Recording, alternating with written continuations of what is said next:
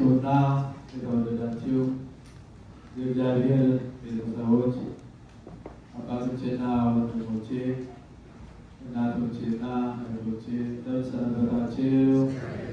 እንደምን ከረማችሁ? እንደምን አደራችሁ? እንደምን አረፈዳችሁ?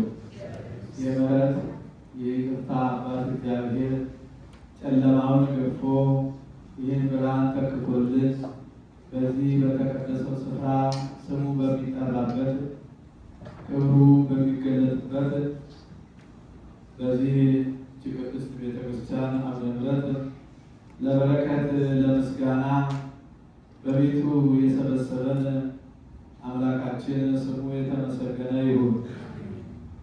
ዛሬ እንግዲህ ቅድም አሁን በምስማኩ መካከል በቅዳሴው መካከል የተነበበው ወይም ደግሞ የተሰበከው ምስባክ መዝሙር 33 ቁጥር 7 ላይ የእግዚአብሔር መልአክ እግዚአብሔርን በሚፈሩት እግዚአብሔርን በሚያገለግሉት እግዚአብሔርን በሚወዱት ክርስቲያኖች ዙሪያ ይሰፍራል፣ እነሱንም ደግሞ ይከባቸዋል፣ ይጠብቃቸዋል። እግራቸው እንዳይሰናከል በሞት ሰይጣን እንዳይወስዳቸው እግሮቻቸውን ሁሉ ከእንቅፋት ሰውሮ ይጠብቃቸዋል። እንዲያውም ያድናቸውማል ይላል። ያድናቸውማል፣ ይጠብቃቸዋል፣ ያድናቸውማል። ስለዚህ እናንተ እግዚአብሔርን የምትወዱ እግዚአብሔር ቸር እንደሆነ እግዚአብሔር ጣፋጭ እንደሆነ ቅመሱት፣ ስጦታውን ቅመሱት፣ በረከቱን ቅመሱት። ለእናንተ ያደረጋላችሁን ነገር ሁሉ አጣጥማችሁ በምስጋና ተቀበሉት ይላል የእግዚአብሔር ዳዊት፣ የእግዚአብሔር ሰው ቅዱስ ዳዊት። እግዚአብሔር መልአክ ማንኛውም መልአክ ገብርኤል ቢሆን ሚካኤል ቢሆን ቅዱሳን መላእክት በሙሉ በሰውና በእግዚአብሔር መካከል ያሉ መልእክተኞች ናቸው። የእኛን ችግር ወደ እግዚአብሔር የእግዚአብሔርን በረከት ደግሞ ይቅርታ ወደ ሰው ልጆች የሚያመጡ በእኛና በእግዚአብሔር መካከል ያሉ ናቸው። ቅዱስ ገብርኤል በሉቃስ ወንጌል ምዕራፍ 1 ቁጥር 19 ላይ እኔ በእግዚአብሔር ፊት የምቆመው ገብርኤል ነኝ አለ። ምን ሊሰራ? ሊያማልድ። ምን ሊሰራ? እግዚአብሔርን ለማመስገን፣ ለሰው ልጆች ለመቆም። ቅዱስ ሚካኤልን ይሰግድ በብረኪሁ እስከ ይመጽእ ስርየት ለኃጥአን፣ ለኃጢአተኞቹ ለበደለኞቹ በሙሉ የእግዚአብሔር በረከት እስከሚመጣ ድረስ ኃጢአታቸው እስከሚሰረይ ድረስ በእግዚአብሔር ፊት ይጸልያል፣ ይበረከካል ብሎ ተናግሯል። ቅዱስ ያሬድም ይሄንን በሚገባ ገልጾለታል። እንግዲህ ዛሬ የምንመለከተው የብሉይ ኪዳን ከክርስቶስ ልደት በፊት በ700 ዓመት የነበረ ታሪክ ነውና በዛሬው ዕለት የተደረገውን ታሪክ ነው የምንነጋገረው። የእግዚአብሔር መልአክ ሰዎችን እንደሚጠብቅ፣ ትዕቢተኞች ደግሞ በእግዚአብሔር ፊት እንደሚወርቁ፣ ትሑታን ደግሞ በእግዚአብሔር ዘንድ ከፍ እንደሚሉ የሚያሳዩን ሁለት መልእክቶችን እንመለከታለን። ይኸውም በትንቢተ ኢሳይያስ ምዕራፍ 37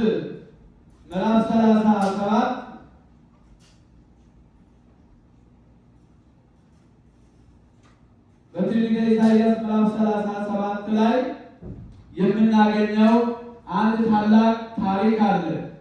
ይኸውም የአሦር ንጉሥ የተባለ አንድ ጨካኝ ንጉሥ፣ አረመኔ ንጉሥ፣ ትዕቢተኛ ንጉሥ ነበረ በአሦር የነገሰ።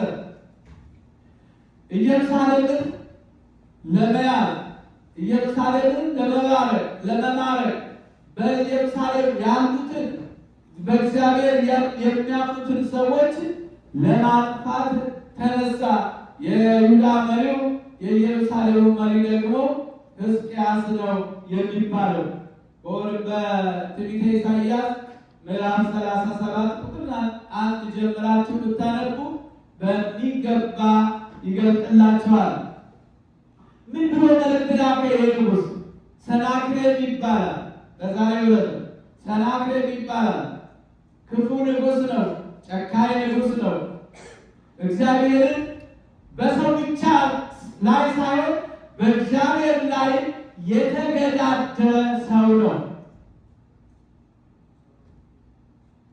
በእግዚአብሔር ላይ የተገዳደረ ሰው፣ እግዚአብሔርን ጭምር የሚቃወም ሰው ነው። ፈጣሪው የሚቃወም ሰው ነው እና ወደ ሕዝቅያስ ደብዳቤ ላከ። ሰራዊቱን አስከትሎ እንደሚመጣበት ኢየሩሳሌምን እንደሚማርክ ሕዝቡንም መጥቶ እንደሚማርክ ለሕዝቅያስ ደብዳቤ ላከ። እንዲያውም ለተላኪዎቹም ደግሞ ለሰዎቹም ስትነግሯቸው ይህ ሕዝቅያስ እንዳያታልላችሁ ከእጄ የሚያድናችሁ የለምና እግዚአብሔር እያለ የእግዚአብሔርን ስም እየጠራ ያታልላችኋል። እግዚአብሔር ማንም እንደሆነ አላውቅም እና ስለዚህ እግዚአብሔር እያለ የሚያታልላችሁ ሕዝቅያስ እንዳያታልላችሁ አሁን እናንተ ለእኔ መገበር አለባችሁ፣ በእኔ እጅ መውደቅ አለባችሁ። ሕዝቅያስ እንዳያታልላችሁ ስብከቱንም የሚናገረው ነገር እንዳትስ መጥቼ ጭብጥ ጥርግጥ አድርጌ እገዛችኋለሁ፣ እማርካችኋለሁ፣ አጠፋችኋለሁ ብሎ ደብዳቤ አጠፋችኋለሁ ብሎ ተናገረ። ለሕዝቅያስም ደብዳቤ መልእክት ላከ። ንጉሥ ሰናክሬም የአሦር ንጉሥ በሕዝቅያስ ላይ ማለት ነው። በላከበት ሰዓት ምዕራፍ 37 ቁጥር 1 ላይ ሕዝቅያስ አማኝ ነው፣ እግዚአብሔርን የሚወድ ነው፣ በእግዚአብሔር ፈቃድ ሕዝቡን የሚመራ ሰው ነው፣ ታላቅ ሰው ነው፣ በእምነቱ የጸና በሃይማኖቱ የጸና በስነ ምግባሩ የጸና ክቡር ታላቅ ሰው ነው ሕዝቅያስ። ከዛ ምን አደረገ?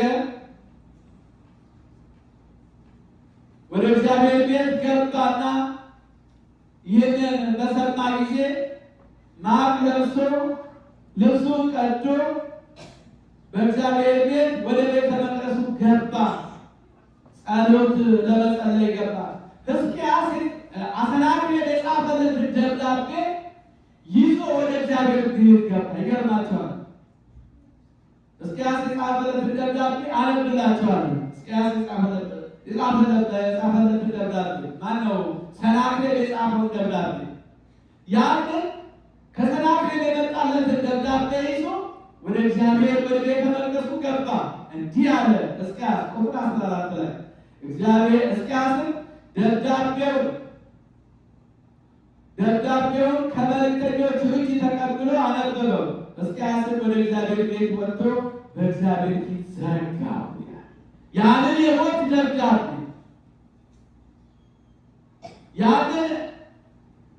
የሞት ደብዳቤ አጠፋለሁ፣ እገድልሃለሁ፣ ከገጸ ምድር አጠፋለሁ ብሎ በሕዝቅያስ የጻፈለትን ደብዳቤ በእግዚአብሔር ፊት ዘረጋው። ሕዝቅያስ ነው ደብዳቤው ዘረጋው። ሕዝቅያስን ወደ እግዚአብሔር እንዲህ ብሎ ጸለየ። አቤቱ በኪሩቤል ላይ የምትቀመጥ የእስራኤል አምላክ የሰራዊት ጌታ እግዚአብሔር ሆይ አንተ ብቻህን የምድር ነገሥታት ሁሉ አምላክ ነህ። ሰማይና ምድርን ፈጥረሃል። አቤቱ ጆሮህን አዘንብል። ስሙኝ ቃል አቤቱ ጆሮህን አዘንብል፣ ስማ። አቤቱ ዓይንህን ክፈትና እይ። በሕያው አምላክ ላይ ይገዳደር ዘንድ የላከውን የሰናክሬምን ቃል ስማ፣ ጆሮ ወደኛ አዘንብል፣ ዓይንን ክፈት። ሕዝቅያስ ሰናክሬም የጻፈውን ደብዳቤ ዓይንን ክፈት፣ ጆሮህን ወደኛ አዘንብል፣ ስማ አለና በእግዚአብሔር ፊት በመንበሩ ፊት ገብቶ ይህን ደብዳቤ ለማን አነበበ? ሕዝቅያስ ለማን አነበበ? ለእግዚአብሔር አነበበ። የሞት ደብዳቤ ነዋ። የሞት ደብዳቤ ነዋ። ለሕዝቅያስ እንዲህ ብላችሁ ንገረው፣ ኢየሩሳሌም በአሦር ንጉሥ አትሰጥም ብሎ የምትታመንበት አምላክ አያታልል ብላችሁ እቺ ደብዳቤ ነበር ይዘው መጣ። አያታልል እንደው የአሦር ነገሥታት በምድር ሁሉ ላይ ያደረጉትን እንዴት እናጠፋቸዋለን ብለህ አታስብ። መጥቼ ማጠፋ እገድልሃለሁ ብሎ ነው የዛተበት። ያንን ሕዝቅያስ ግን ደብዳቤውን ይዞ በእግዚአብሔር ፊት ስማ አለ። ሰማይና ምድር የፈጠርክ አንተ ብቻ ነህ።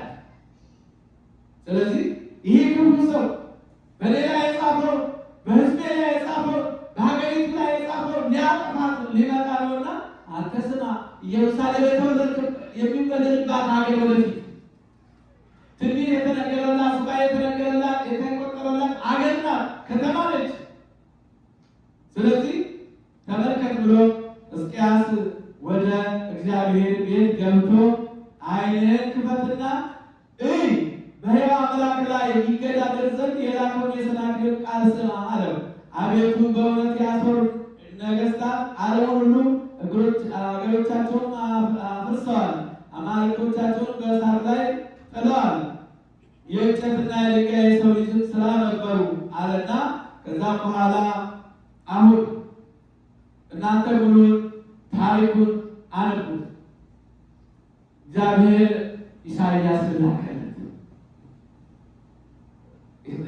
ለሕዝቅያስ ኢሳይያስ ላከ። አይዞህ እግዚአብሔር አይዞህ ይልሃል። አሁን ይህ የተገዳደረው ሰውዬ በአንተ ላይ የዛተው ሰውዬ ነገ ጠዋት ይጠፋል።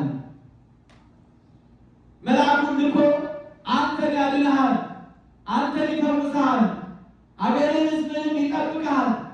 ስለዚህ አይዞህ፣ አትፍራ፣ አትደንግጥ፣ እኔ ካንተ ጋር ነኝ። ዛሬ የምታየውን ሰናክሬም ነገ አታየውን ከነ ሰራዊቱ። ስለዚህ አንተ በእግዚአብሔር እምነት የጸና ነው አለውና ከዛ በኋላ ሌሊቱ ሆኖ እግዚአብሔር ቅዱሳንን ለመቅሰፍትም ለምሕረትም ይጠቀምባቸዋል። ለመቅሰፍትም ለምሕረትም ይጠቀምባቸዋል። ሮሜ ምዕራፍ 9 ቁጥር 22 ላይ እግዚአብሔር ኃይሉን የሚገልጽበት ቅጣቱንም ሊያሳይ ቢወድ ትዕግስቱን ካሳየ በኋላ እግዚአብሔር ትዕግስቱን ካሳየ በኋላ ለማጥፋት የተዘጋጁትን ቁጣውን የሚገልጽበት መላእክቱን ይልካል ይላል። ቁጣውን የሚገልጽበት መላእክቱን ይልካል። እንደገና ደግሞ ምሕረቱን የሚገልጽበትን ደግሞ መላእክቱን ደግሞ ይልካል። ከዛ በኋላ ይህን ኢሳይያስ ከነገረው በኋላ በዛኑ ሌሊት ምን ከየት እንደመጣ ሳይታወቅ የእግዚአብሔር መልአክ እሱ ሰራዊቱን አስከትሎ ኢየሩሳሌምን ሊያጠፋ ሕዝቅያስን ከቦ ሊያንቀው ሊገለው በተዘጋጀበት ሰዓት የእግዚአብሔር መልአክ ከየት እንደመጣ ሳይታወቅ በአንድ ጊዜ እነዚያ የሰናክሬምን ሰራዊት አመድ አደረጋቸው። አመድ አደረጋቸው። 185,000 ሰዎች በአንድ ሌሊት መልአኩ ሄዱ የሰናክሬም ሰዎች። ከዛ በኋላ ሰራዊቱ ሲያልቁበት ምን ይሆናል? ያ በጉልበቱ የተመካ በሰራዊቱ የተመካ በኃይሉ የተመካ ያ ንጉሥ ምን ሆነ? ዳዊት እንደዚህ ይላል፣ ንጉሥ በሰራዊት ብዛት አይድንም። መዝሙር 32 ቁጥር 16 ላይ ንጉሥ በሰራዊቱ ብዛት አይድንም፣ ኃያልም በኃይሉ ብዛት አያመልጥም። ፈረስም ከንቱ ነው አያድንም፣ በኃይሉ ብዛትም አያመልጥም። እነሆ የእግዚአብሔር ቃሎች ወደሚፈሩት ናቸውና። ቁጥር ምዕራፍ 32 ቁጥር 16 ላይ ይድን ንጉሥ በብዛት ሰራዊቱ በንጉሱ በሰራዊቱ ብዛት ንጉሥ አይድንምና አይዞህ እኔ ካንተ ጋር ነኝ። ኃያልም በኃይሉ ብዛት አያመልጥም። ከእግዚአብሔር የመጣ ነገር ወዲያውኑ ያ ሰው ሊጠፋ ይችላልና አይዞህ ብሎ ነበረና 185,000 በአንድ ጊዜ ሌሊቱን በሙሉ ረግፈው አደሩ። ቀናቢ ሁሉም በድን ሆኗል። ባዶ መሬት ሰራዊት ሁሉ ተረፍርፏል። ማን እንደፈጃቸው አይታወቅም። በዚህ ጊዜ የገዛ ልጆቹ ሄደ ሰራዊቶችን ማትነካውን ነክተህ ማይነካውን ነክተህ ከእግዚአብሔር ጋር ተገዳድረህ ማይነካውን ነክተህ ይኸው እዚህ መከራ ላይ ወደቅ። ሀገራችንን አስወርን አስደፈርካት ብለው የገዛ ልጆቹ ሲቆጣ እንደዚህ እኮ ነው። ልምጭ አይቆርጥም እኮ ዱላ ያመጣል፣ ጅራፍ ያመጣል፣ እርስ በርሱ ያጋርፈዋል። እግዚአብሔር ሲቆጣ ከቤት ያነሳል፣ ቁጣ ጅራፍ ከቤት ያነሳል። ከዛ በኋላ ልጆቹ እዚያ ጣዖት ቤት ገብቶ ሲሰግ አናቱን በዘነዘና ቀጥቅጠው ገደሉት ይላል። እይትመካ ኃያል በኃይሉ ኃይለኛ ሰው በኃይሉ አይመካ። እይትመካ ንጉሥ በብዛት ብሉ ባለጸጋው ንጉሥን በሰራዊት ብዛት አይመካ። የሚመካ ቢኖር በማን ይመካል? በእግዚአብሔር ይመካ። ሕዝቅያስ በእግዚአብሔር የተመካ ሰው ነው። በእግዚአብሔር የተመካ ሰው ነው። አለበዛብህ በእግዚአብሔር ፊት ዘረጋው ይላል። እግዚአብሔርም አየለት፣ እግዚአብሔርም ተመለከተለት። ይሄው ሰራዊቱ በአንድ ሌሊት ያ ሁሉ አለቀ። ቀጥሎ ደግሞ እሱም እንኳን ተዋዶ የገዛ ልጆቹ በዚያ በጣዖት ቤት ቀጥቅጠው ገደሉ። በዛሬው ዕለት መልአኩ ቅዱስ ሚካኤል እንዲህ አድርጎ ሕዝቅያስን አዳነው። ማን የላከው? እግዚአብሔርን የሚፈሩትን ሰዎች የእግዚአብሔር መልአክ በፊታቸው በዙሪያቸው ይከባል ያለው ይሄንን ለመጠበቅ ያድናቸው። ሕዝቅያስ ዳነ፣ ሰናክሬም ሞተ። ወገኖቼ ዛሬ በሕይወታችን ላይ ብዙ መከራ ሊመጣ ይችላል። በሕይወታችን፣ በስጋ ኑሯችን፣ በስራ ዓለማችን፣ በሌላውም መልኩ እንዲህ አይነት መከራ ሲመጣባችሁ ዓለም ደብዳቤ ሲጽፍባችሁ የመከራ ደብዳቤ፣ የሐዘን ደብዳቤ፣ የማጣት ደብዳቤ ሲጽፍባችሁ እግዚአብሔር ግሩና ያንን አንቁት በፊቱ ስማ በሉ። እግዚአብሔር ለመስማት ተዘጋጅ። ይሰማል እግዚአብሔር፣ ያደምጣል እግዚአብሔር። እስራኤልቱ ለእግዚአብሔር ሀበሳ ቃሉ ወዝኑ ሀበስለተው የእግዚአብሔር ጆሮቹ ወደ ክርስቲያኖቹ ያዘነበሉ ናቸው። ሕዝቅያስ አዘንም ጆሮ ነው ያለው ወደ ክርስቲያኖቹ ወደሚለምኑ አይንቴ ሰሃብ ባይና በምድር አይኖቼ በእኔ በሚያምኑት በምድር ላይ ባሉት ክርስቲያኖች ላይ ነው፣ ባሉት ምዕመናን ላይ ነው ይላል እግዚአብሔር ቃል። እስማኤልቱ ለእግዚአብሔር ሀበሳ ቃሉ ጆሮቹ እግዚአብሔርን የሚመናኑ የልጆቹን መከራ ሰቆቃ ወይም መከራ ረሃብ ለማዳረግ ጆሮቹ ያዘነበሉ ናቸው። ወዝኒ ሀበስለቶሙ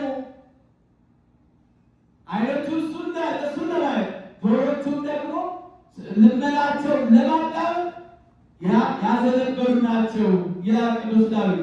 ለምን? ቸር እንደሆነ ቀምሶታል፣ ደግ እንደሆነ አይቶታል፣ ለጋስ እንደሆነ አይቶታል። ሰዎች በመከራቸው ሲጠሩት፣ ሰዎች በሞታቸው በጭንቀት ውስጥ ሆኖ እግዚአብሔር በጠሩበት ሰዓት መላእክትን ይልካል። አይታችኋል። የዛሬ ሳምንት የምናከብረው በዓል የቅዱስ ገብርኤል በዓል አማኞቹ ክርስቲያኖቹ እሳት ውስጥ ሆነው እግዚአብሔርን በጠሩት ሰዓት ፍርሃት ውስጥ ሆነው በቀሩበት ሰዓት እግዚአብሔር መልአኩን ላከና አዳናቸው። በዘመነ እስራኤልም ስንመለከት 430 ዘመን በመከራ ውስጥ የወደቁትን መልአኩ ቅዱስ ሚካኤል ልኮ ማርና ወተት ወደምታፈሰው ከነዓን ወስዶ አስገባቸው። እግዚአብሔር ለሚጠሩት ቅርብ ነው። ጥሩና አሁን እንገኛለን። ለምን አሁን እሰጣቸዋለሁ? አዎ እሰጣቸዋለሁ። እግዚአብሔር ሊሰጠን የታመነ አምላክ ነው። እኔ የቅርብ አምላክ እንጂ የሩቅ አምላክ አይደለም። እናንተ ግን በበደላችሁና በኃጢአታችሁ ምክንያት አርቃችሁኛል። እግዚአብሔር የት ሄደ? አሁን መከራው በበዛበት ዘመን አሁን እንባችን ለምን አልታበሰም? ጩኸታችን ለምን አልታበሰም? አቀቀየ ወዴት ሄደ? ይሄ መከራ በዓለሙ ላይ ሲዘን፣ ረሃቡ ጦርነቱ ሲዘን እግዚአብሔር ለምዝም አለ።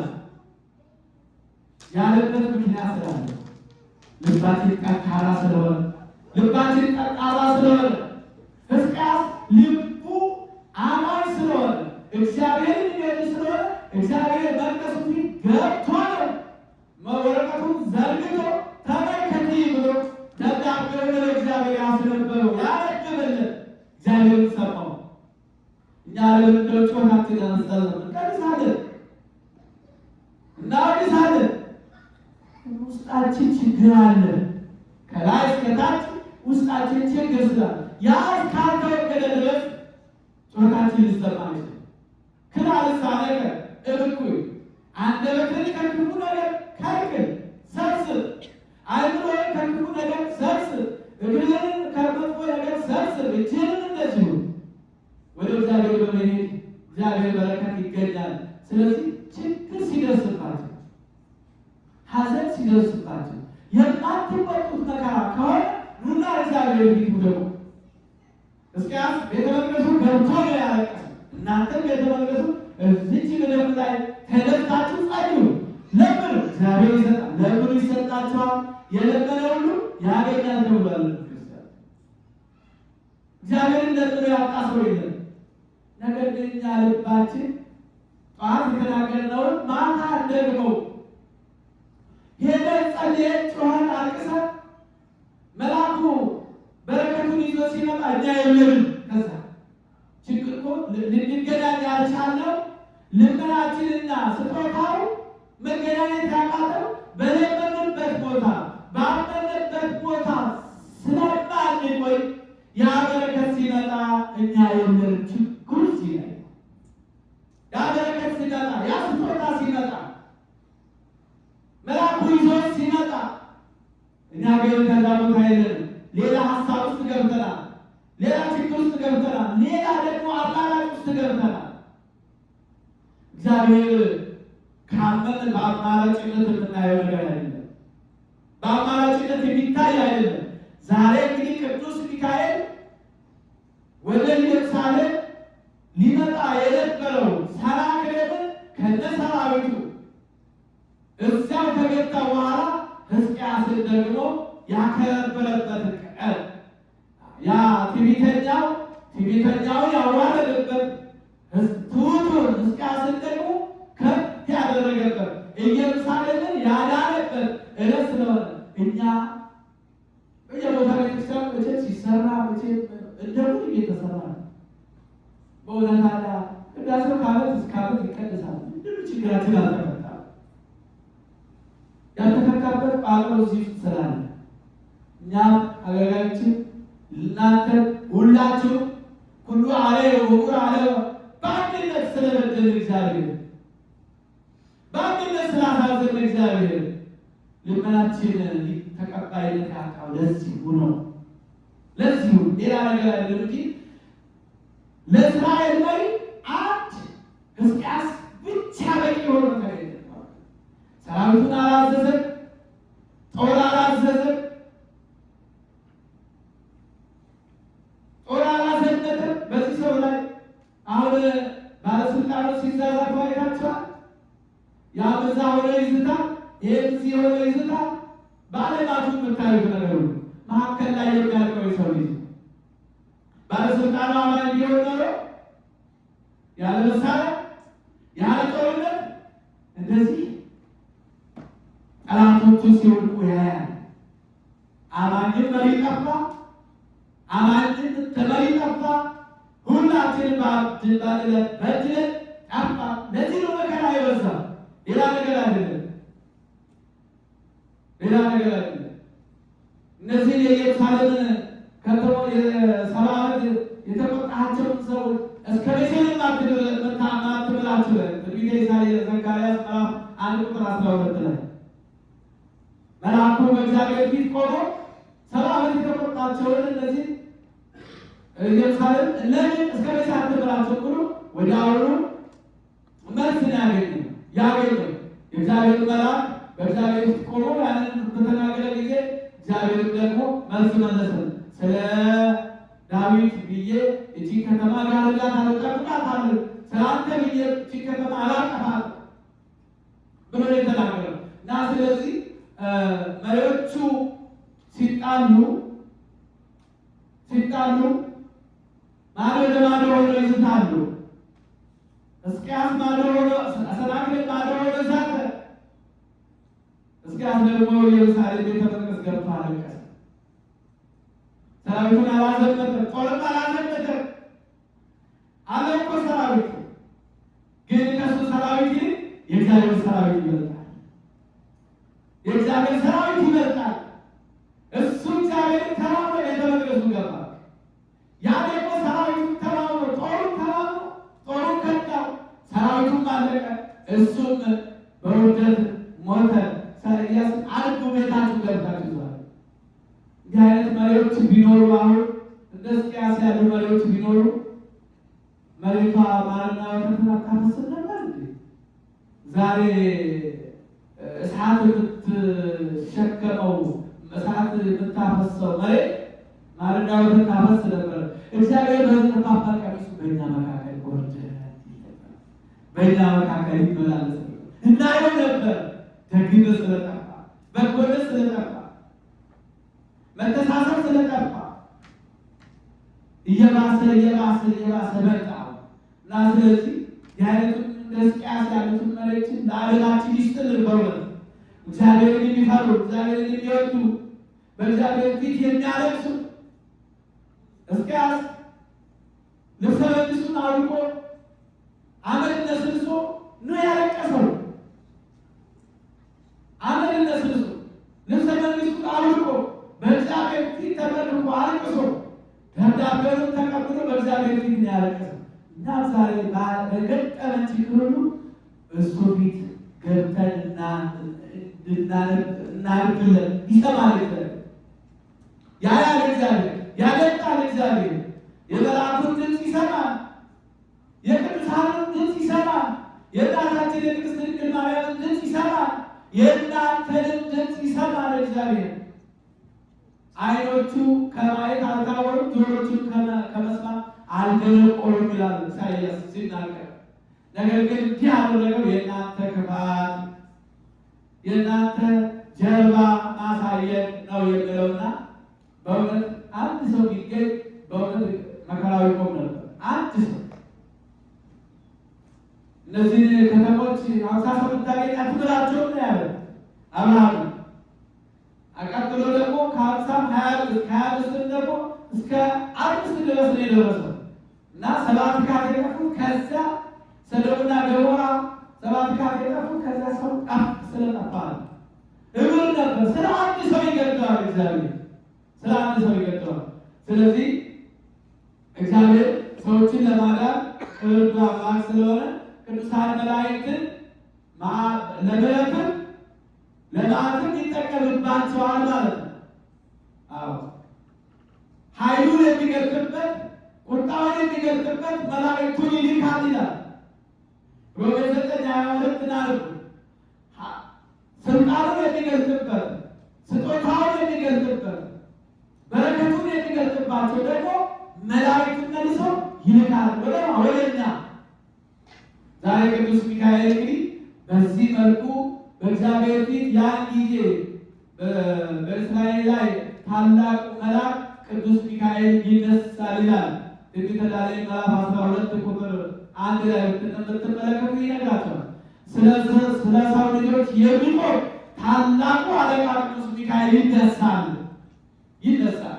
ታላቁ መልአክ ቅዱስ ሚካኤል የመላእክቱ ሁሉ አለቃ ዲያብሎስን ያዋረደው ዲያብሎስን ድል የነሳው ለእነ አፎምያ የደረሰ ለእነ ባህራን የደረሰ የባህራንን የሞት ደብዳቤ ወደ ሕይወት የለወጠ ባህራንን አፎምያ ደርሶላት እንደ ጉማትና እንደ ጢስ አብሮ ያጠፋላት በእምነት ስለለመነችው እግዚአብሔር መልአኩን ልኮ መላእክቶቹ የእግዚአብሔር መሳሪያዎች ናቸው። ዛሬም እኛ እያንዳንዳችን ጠባቂ መልአክ አለ። የምንጸልይ የምናመሰግን ከሆነ እድሜ ጨምርለት እያሉ ይጸልያሉ። ኃጢአትም የምንሰራ ከሆነ እባክህ ታገሰው ንስሐ እስከሚገባ ድረስ ወደ አንተ እስከሚመለስ ድረስ ከና ኃጢአቱ አትቅሰፈው እያሉ ይለምናሉ። እግዚአብሔር እንደዚህ ነው። ከዳኝነቱ ይልቅ ከፈራጅነቱ ይልቅ የሚያበዝነው በቸርነቱ በይቅርታው ላይ ስለሆነ እኛ ግን እንደው ኃጢአት እየሰራው ምነው አልቀሰፈኝ ማትበል እግዚአብሔር ለእድሜ ንስሐ ይሰጥሃል ነው። እኔ እንዲያደርጌ እነከሌ እንደዚህ ያድርገው እነከሌ እንደዚህ ያድርገው ምን አያጠፋቸውም እነሱ። ለምን? እግዚአብሔር ጊዜ ይሰጣል፣ እድሜ ይሰጣል። ለምን? ይታገሳል፣ ንስሐ እንዲገባ ይጠይቀዋል። አንድ የትምህርት መጨረሻ ሲሆን አንድ ሽማግሌ የሆነ በእድሜ የገፋ ሰው ነው። መንገድ ይሄዳል። መንገድ እየሄደ ያለ መሸበትና አሳድሮኝ ብሎ አማን ይሄ ሽማግሌ አያምንም፣ እምነት የለውም። እንዲሁ የሚለው ሰው እና ወደ አማኞቹ ቤት ገብቶ አሳድሩኝ አላቸው። አሳድሩኝ ብሎ ከየት ነው የመጣኸው ብለው ጠየቁት። ከዚህ ሀገር። ማንን ታምናለህ አሉት። ማንን ታመልካለህ አለ። እኔ ማንንም አላመልክም፣ ጣዖት አምላኪ ማንንም አላመልክም አለ። ከዛ በኋላ እኛ እግዚአብሔርን የማያምን ሰው አናሳድርም፣ ሂድ ብለው አባረሩት። ውጣ ብለው አባረሩት። አናሳድር ብለው አባረሩት።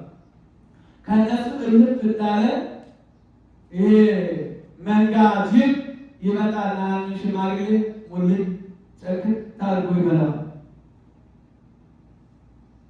በኋላ እግዚአብሔር ለዚያ አላሳድርም ላለው ለአማኙ ለክርስቲያኑ ተገለጠለት።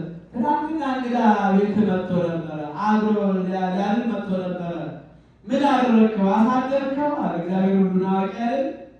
አሳደርከው ሲል ኧረ እኔ አላሳደርኩም ጌታዬ፣ በአንተ ስለማያምን ኃጢአተኛ ስለሆነ ኃጢአተኛ ሰው በሌሊት ስለማያምን በዚህ ምክንያት ኃጢአተኛ ስለሆነ አንተ ስለማያምን አባረርኩት እና ጠዋት ደግሞ አይቶታል። ጅብ እንደበላ ከአባቱ ይሄ አማኒ ጅብ በላ ብሎ አይቶታል እና ጅብ በልተው አይቶት ነበርና እና አሁን ምን ሆነ?